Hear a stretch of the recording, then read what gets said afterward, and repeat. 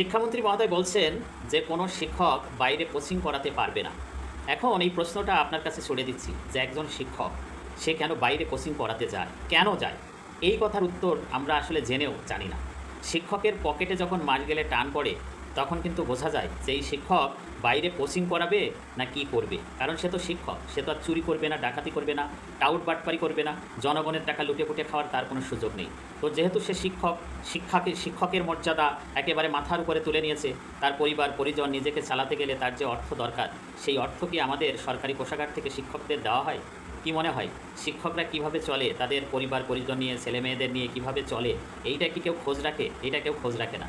সবাই ওই যে মিছিল মিটিং বক্তৃতায় একেবারে সবার উপরে স্থান দিয়ে রেখেছে শিক্ষকদের, মানে সবার উপরে মর্যাদা হলো শিক্ষকদের, কিন্তু শিক্ষকদের কি তলা হলো ফাঁকা, মানে পকেট হলো ফাঁকা। তো যে শিক্ষকের পকেট ফাঁকা সে নিজেকে টিকিয়ে রাখতে, পরিবার টিকিয়ে রাখতে সে কোচিং করাবে না তো কী করাবে? তো এখানে শিক্ষামন্ত্রী মহোদয় বলছে যে শিক্ষকরা কোচিং করালে তার শাস্তি হবে, তার চাকরি থাকবে না। তো এই শিক্ষকদের যাতে কোচিং করাতে না হয়, শিক্ষকদের সেই পকেটের দিকে একটু নজর দেন, শিক্ষকদের আর্থসামাজিক উন্নয়নের দিকে একটু নজর দিন।